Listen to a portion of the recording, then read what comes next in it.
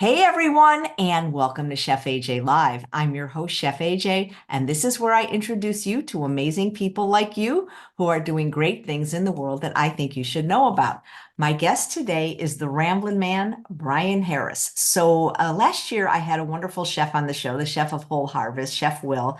And I noticed that he had literally, I'm not saying that this is the truth, the most beautiful cutting board I had ever seen. And I asked him where he got it, and he told me. And now I have the maker of these cutting boards on the show. I haven't gotten one yet because even though I like the one that Will had the best, which is the checkerboard one, I wanted to see the other styles before I ordered. So please welcome to the show, Brian Harris. Hello, Ramblin' Man. How are you? I'm great, AJ. How are you? Thanks for having me on. I really appreciate it. I'm great. So how did Chef Will get your cutting board? Well, my wife worked with Chef Will, and he was a chef, and he said, "What better place to start with giving out some cutting boards than to a chef?" So that's how we did that. Yeah, I mean, that is beautiful. How long have you done these? So I started making the cutting boards probably about 6 or 9 months ago, around there somewhere. I've always been interested in woodworking, so that's this was a natural extension of it. Once we started doing plant-based foods. Meals. We had to have something to cut all those vegetables and fruit on. So I thought cutting boards were a great extension for that. The checkerboard one, it's really stunning. I've never quite seen a board like that. Yeah, it's a unique design. It's kind of a 3D image. If you look at it from the side, it really gets you kind of whacked out a little bit. But yeah, it's really neat. It's fun to make. But yeah, I saw it on a YouTube video and I watched the guy make one and I was like, okay, I can do that, and I did. Is the one that you have closer to you the same as the one farther away? This one and this one. No, there's one that's kind of like there's one that's sitting down flat. And is that the exact same time? Oh, right here. No, no, farther away from you. It's like I think it's going to be to your left. Oh, right here.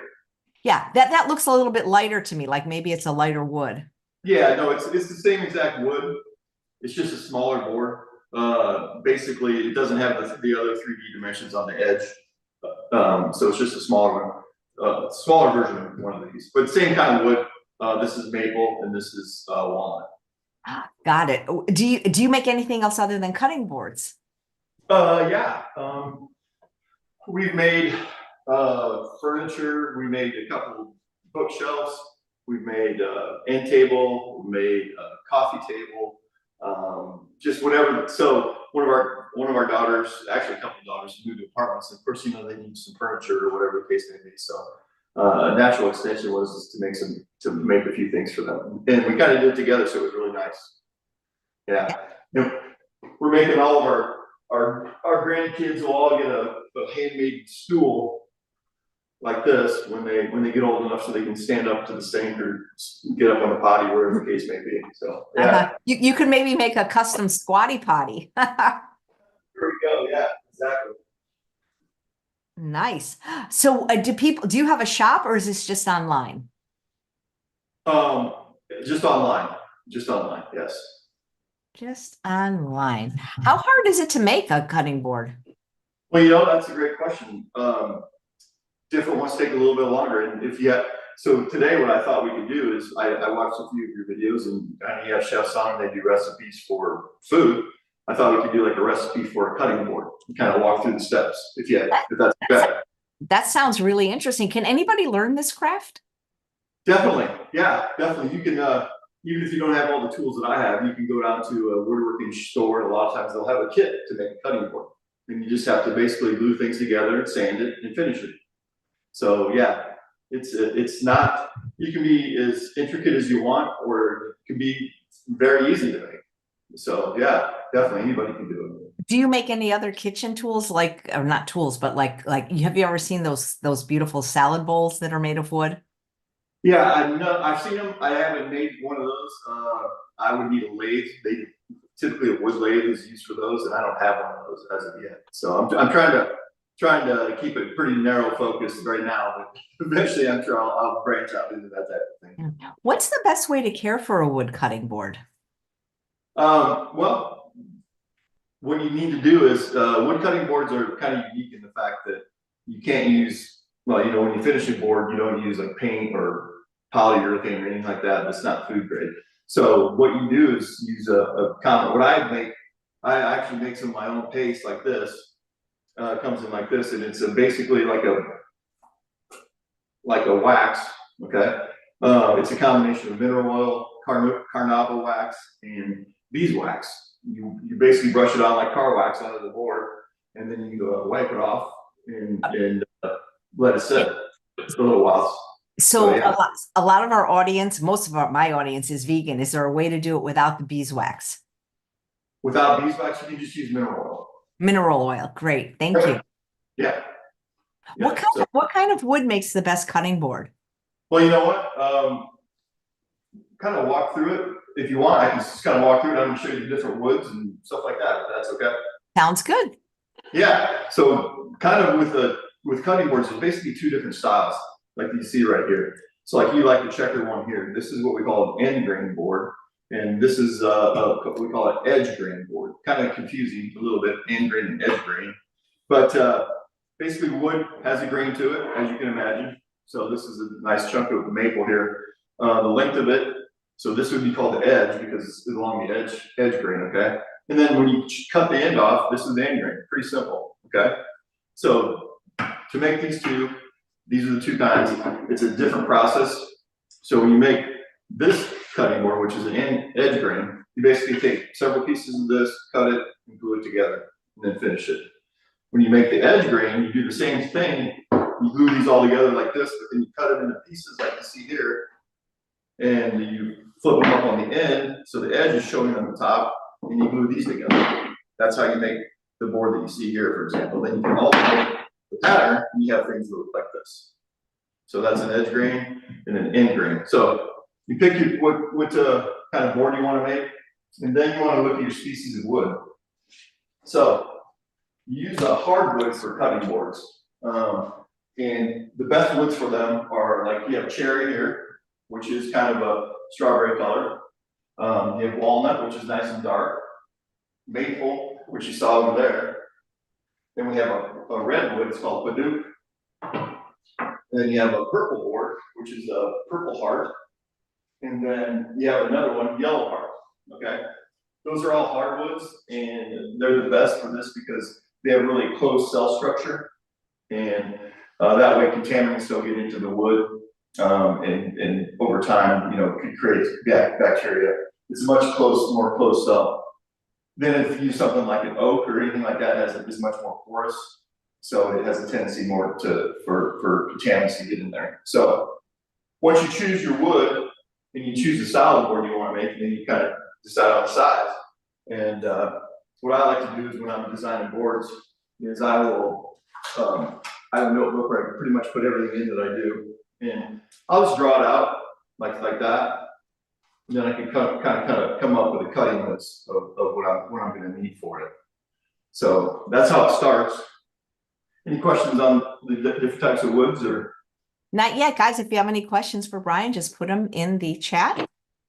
But it's kind of neat because the different colors, you can make whatever pattern you want. And that's that's the fun part of it. Like this one here, this maple board here is all maple except for I put two stripes of the purple heart in there. So it's kind of neat. So once you decide on what size board you're going to make, first thing you need to do is cut your wood to length. So we're going to make a board that's 8 by 12. So the length on it, we're going to cut these strips is going to be 13 inches. So we're going to mute you while I cut this real quick. I'll just show you. I'm just going to cut one. Got to put my safety glasses on, or my wife will get mad at me, and plus I don't want to lose an eye. So we're going to mute you here real quick, and I'll do this cut.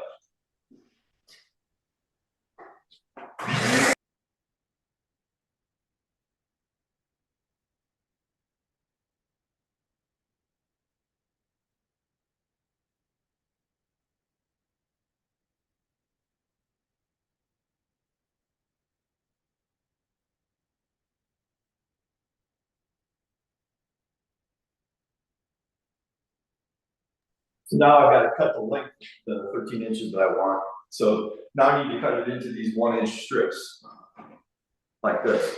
So to do that, first thing I do though is I want to make sure that the edge is nice and square and nice and clean. So I'm going to put it through the joiner here, and I'll do that real quick. Need to change my chop back hose.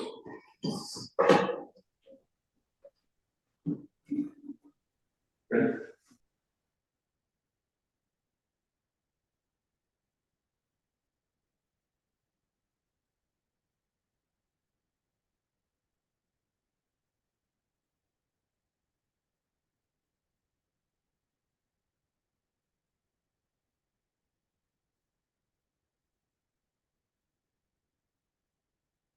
This isn't something like a home, I mean, this isn't a craft that most of us would be able to do at home right away. You do need some of these tools, obviously, right? Yeah, I mean, like I said, you can buy a kit at a hardware store, and this will all be done for you already, and you just glue it all together. But yeah, I mean, this is something that if you're going to do it right, I did a lot of research on it, and to make things fit perfectly, so you don't have any. Because when you glue all these boards together, you want to make sure there's no gaps. So to do it right, you certainly need to have the right tools and do all the proper steps. So after you get your length cut and get the edges all squared up, now we're just going to cut a strip in here to the right thickness, so to the right width, which we're going to cut these at 1 inch. So you have to make it 8 by 12 board. You basically need 8 1-inch strips by 13. So I'll cut one real quick and we'll go from there. We turn on the suction again.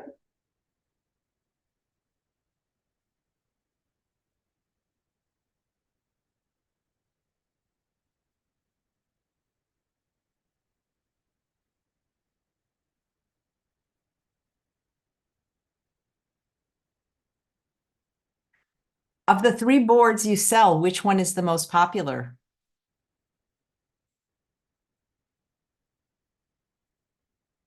Oh, maybe he can't hear me. Anybody here do any woodworking? Hey, Brian, did you hear me? Which of the 3 is most popular? Which of the 3 woods? Yeah, of the 3 styles that you currently have. I would say it's definitely the checker. It's definitely the 3D one. Everybody loves it. It's just so unique. So everybody just kind of migrates to that. Yeah. So once you get your strips cut like this, you basically can lay them out. You can see over here, you've got, I've cut all these strips previously. You got your cherry, your walnut, you can change the design however you want just by changing how you put them together. Because we're just making an end grain board like this. We're not going to do the checkerboard right now. So once you get that pattern laid out, the next thing we got to do is glue it and clamp it together. So it's a pretty easy process. You get all your boards, line them up on your clamp, and this is called a parallel clamp.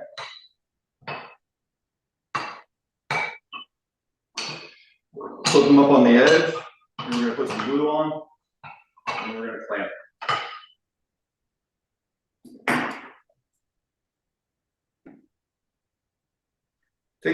And the other thing about the glue is, since this is coming in contact with food product, you want to make sure that the glue that you use is also safe for food contact. And there are a few out there that are.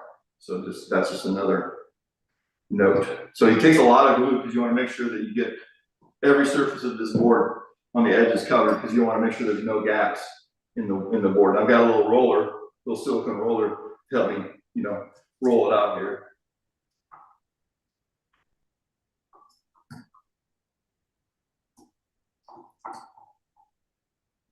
I didn't realize that was made like that. You glued that like that. Does the price vary depending on the size of the cutting board? Are they all a standard size, or do you have different sizes?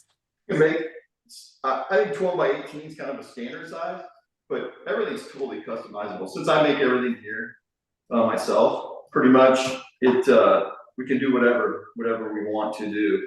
And then as far as pricing is concerned, the edge grain boards, like the checkered 3D boards, they're more expensive. just because there's about 3 times more labor that goes into those. So instead of having to do just one cut and make these strips like this, you cut this, glue it up like we're gonna do right now, then you gotta cut it again, glue it up again, and then cut it one more time. So there's, instead of doing one process, it takes 3 times longer. And it also takes about twice as much material to make those, because of the cuts that you have to make. So once I've got the glue all spread out, you can see it's all over the boards. I basically just flip them on the edge right next to each other, like so. Keep the pattern the same. Diane is saying, how do you take care of the board? Is there any, and also, is there any kind of warranty or anything?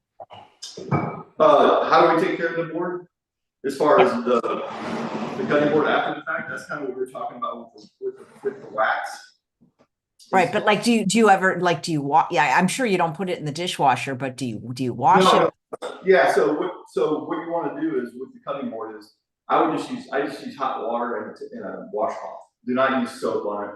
If you do use soap, that's fine. But over time, it's just going to get dried out a little bit. So that's where the wax comes in. Just reapply the wax when it starts to get dry. Let it set for a couple hours and then buff it off. And the nice thing about this, and you can use mineral oil since there's no waxes or beeswax involved. You just use mineral oil. Just put some mineral oil on a cloth and wipe it on. Let it absorb. And maybe do 2 or 3 coats like that, and then just buff it off. So that way, that will rejuvenate it. And you can do the same process with any type of wood that you use in your kitchen. So like a wooden spoons, you know how they get dried out all the time? People put them in the dishwasher. Yes. Yeah, so the best thing to do for those is the same thing. Get some mineral oil, put it on a cloth, and wipe it on, and let it set. And that's how you rejuvenate like a wooden spoon. Because I know that at our house, you know, especially when we have all the kids around, they pop them in the dishwasher and they get dried out, start cracking, that type of thing. So yeah, that's the way you do it. That's the way you care for it. As far as a warranty, yeah, definitely, we warranty this product basically, you know, against work, you know, we would warranty it against any defects whatsoever. And if something went wrong with it, I would replace it or fix it or whatever the case may be. Are there any foods you just shouldn't cut on a cutting board, like because they have a propensity to stain it, like maybe a strawberry, for example? If it's finished properly, you can really cut anything on it because that mineral oil basically will repel that moisture and repel that stain. So you can cut anything on it. You might get a little. Let's say if you were cutting cherries or strawberries that were really ripe, you might get some red on it for a little while, but over time, that's going to come off as well, as long as you keep it finished properly. So, yeah. So now if you look at this, I've got it all glued up. And if you can see it, if you could zoom in a little bit there, you can see the glue on the seams. That means all the way up and down. That means you got really good contact between the boards, and it's going to glue up really nicely. So once I glue it like this, I put a clamp on top as well. We're going to let that set for about 12 hours or overnight typically, and it'll be ready to go after that. So once that's set, what we do then is take it out. We scrape all the excess glue off, and I just use a little chisel or I use a little spatula here, and then I get something that looks like this. So this is a small one, just like that one right there, except for it's a smaller version that I put together. So after I get that point, scrape that glue off, I put it through the planer, which is over here. I don't think we're going to run the planer today because it's pretty loud and it's just kind of a pain sometimes. But what the planer does basically is you can make whatever thickness of board you want. So if this starts out at 1 inch, I can take it down to 3/4, and it finishes it up really nicely. So you get a good, nice, smooth finish before you start sanding on it. And I'm going to plug in my sander real quick.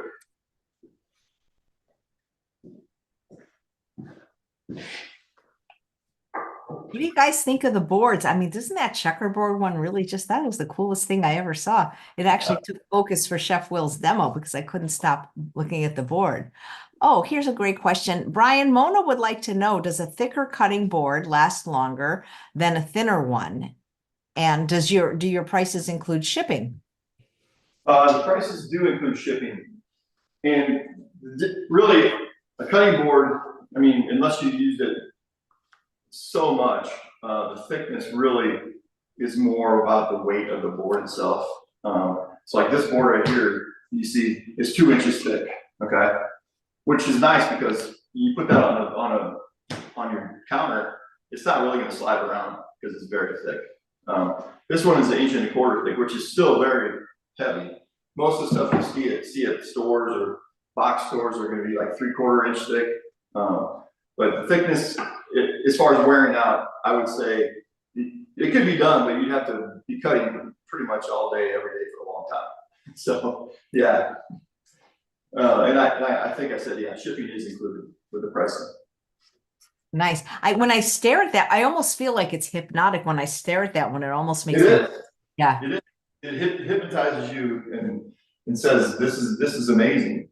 It's really beautiful. And you're with your shirt, it's almost like just like it's beautiful. Have you ever tried to get in stores, or has anyone seen your work? Because hopefully through this show they'll want to get one, maybe. Yeah, definitely. No, I have, you know what, we're just kind of, I have a full-time job as well. So I'm in industrial sales, industrial equipment sales. So we're just kind of getting it launched. We're just kind of easing into it.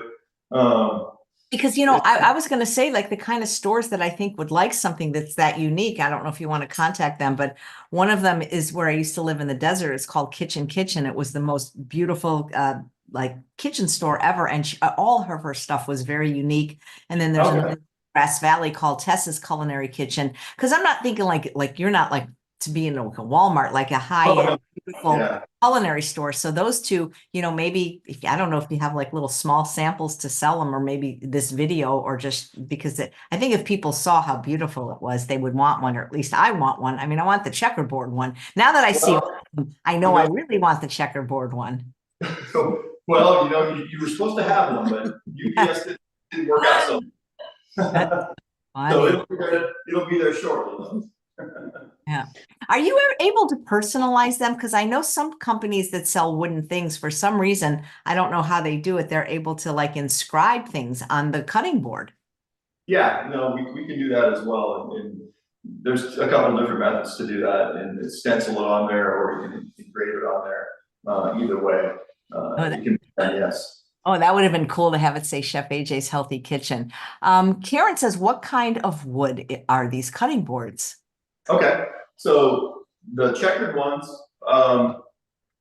so basically the checkered one is same wood as this one. This is the white colored wood is maple, and the darker colored wood is walnut. And again, maple back there with a little bit of that purple heart for the 2 stripes. I think I like the lighter one better, but I love them both. How do you get a purple stripe in there? So what you do is when you cut the strips, like we saw here when I put them together to glue them up, I have a couple strips of this purple heart like this, and I just put it in between before I glue it, and I glue it up like that.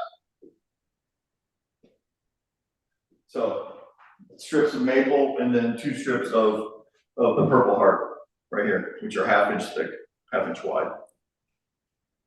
That's really cool. If you guys have any questions, put them in the chat. Karen wants to know, do you ever use cherry wood? Yes, actually I do. And what we just glued up right here is maple and cherry. So yeah, so this is cherry right here in these strips, and walnut, and yeah, you got a bunch of cherry back there as well. But yes, I do. And I think there's a picture on the website of a cherry board. And there's a question if you can use both sides of the cutting board, or do one of the sides have little feet? I don't put feet on them unless people request them, and which is people like to put feet on so they're certainly not going to move. But like on these boards, what I do is I put some handles on the bottom, little finger grooves, so you can pick them off the table. So you can certainly use both sides if you like. They're going to be the same, but yeah, they do have unless you request not to have them, I put these finger grooves so you can easily pick them off the table. Or off the counter, I should say. Jennifer says, how long do they last and how do you clean them and care for them? Maybe she came a little bit late.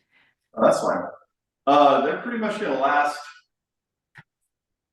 pretty much forever, I would say.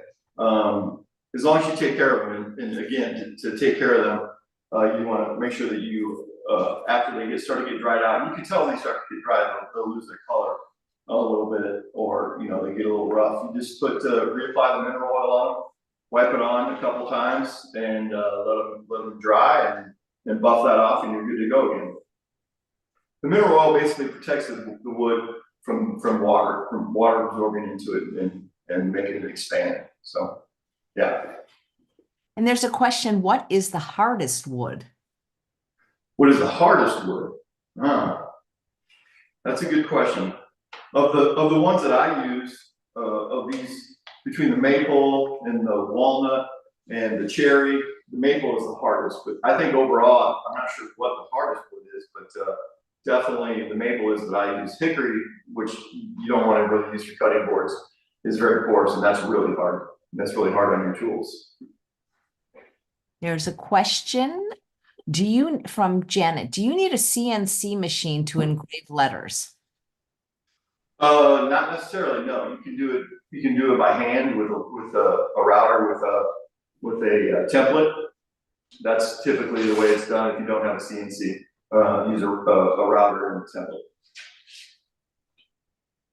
Nice. How many do you have? Or you can use like a Dremel tool. A lot of people have those with a guide as well. Very cool.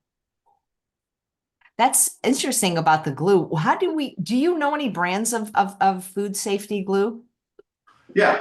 So I use the Gorilla Glue, the wood glue. And that's safe to eat? I mean, not to eat, but Yeah, it says right here, compliant with FDA standards for indirect food contact. So that's one. Another one that I use is the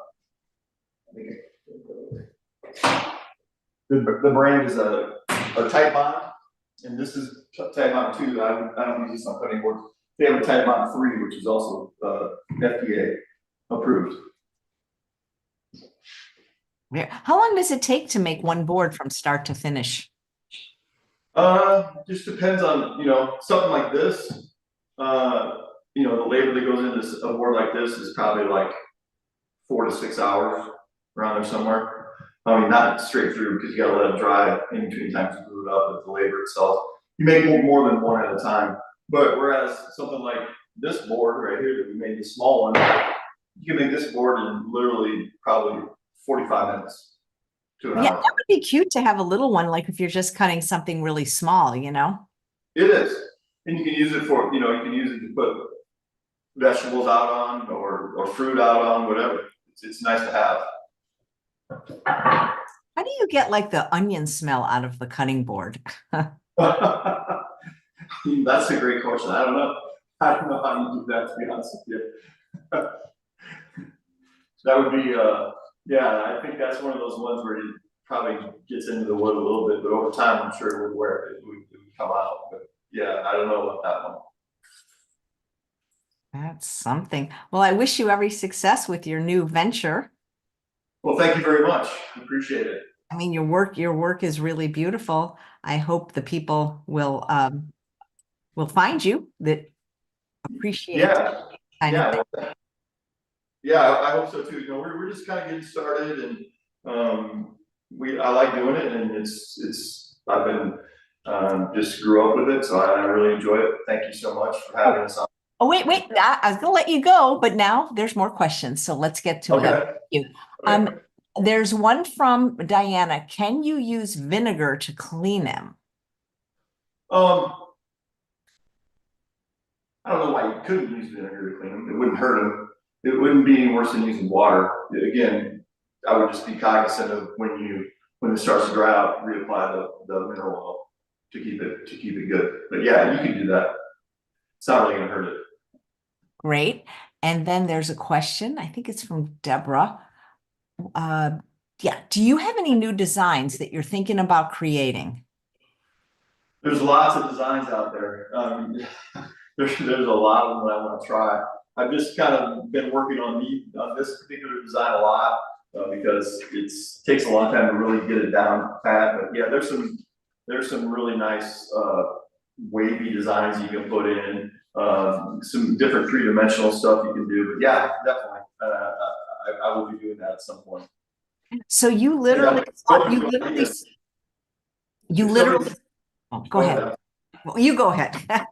I'll go So next. when somebody sees something or an idea that they have, please reach out. I'm happy to, put that to try to put it together and see what we can do. But I'm happy to try new ideas.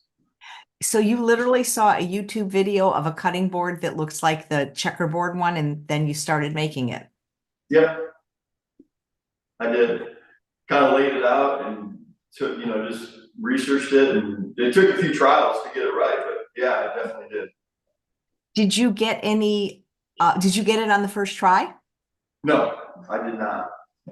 I think it was about the third try when I got it to the point where it was decent. So now I've probably made, I don't know, 30, 40 of them probably. So I'm getting down pat pretty well. But you already knew how to do woodworking and make furniture and things like that, right? Yeah, definitely, I did. My dad was a carpenter, so I grew up around woodworking.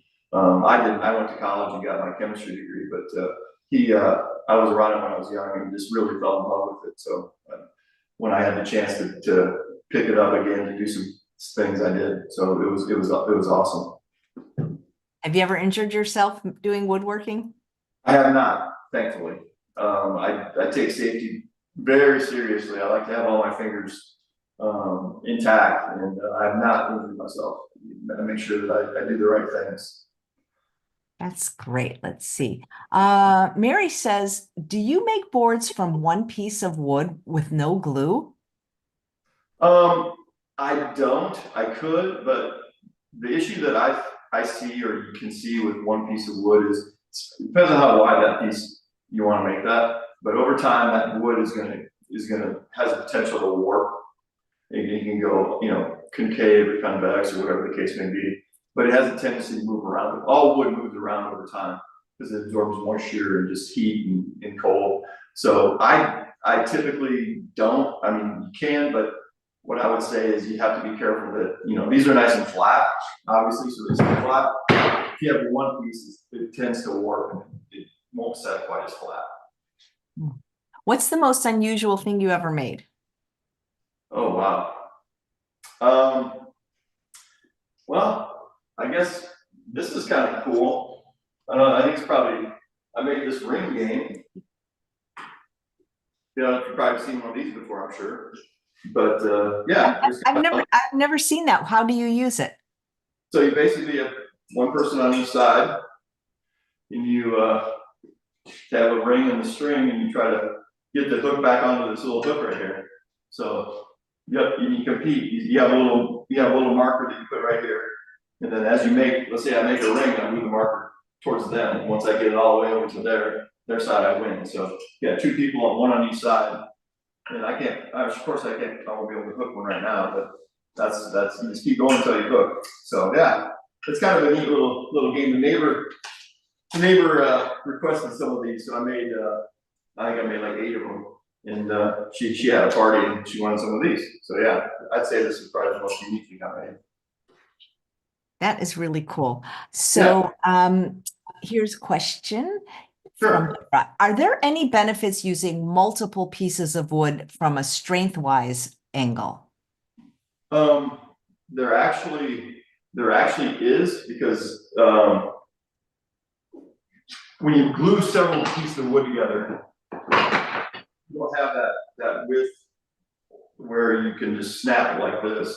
All these things are glued together, so there's less, I guess, span of one piece of wood, which is easier to break. So yeah, that's the 2 reasons you do with all the glue up of all the boards is, one is so it doesn't warp, and the other one is for strength purposes. Yes. Great. And Diana says, in the future, could you make boards out of designs that are in the state of like a shape of a state, like I guess like a United States state, like, maybe Texas or California, or a cactus shape or some kind of unique shape that isn't just square? Yeah, definitely. Yeah, they have. You can get pretty much any. There's a couple ways to do that. Is to one, you could draw it out, make your board, draw it out, and cut it out with a bandsaw. The other one is they have templates out there. Believe it or not, they have templates for that type of stuff. So you have a template of the state of Kansas, for example, and you can put it on there and you cut it out, and then you're good to go. But yes, that is available. It sounds like fun. I actually saw, I'm in Meetup. I'm a member of meetup.com. I have a healthy eating group, but sometimes you get notifications for other types of groups because I'm also interested in just crafts in general. And they actually have a woodworking group up here, Okay, yeah, yeah. I follow some groups online as well for cutting boards, and there's everybody is very helpful and have really, really cool designs.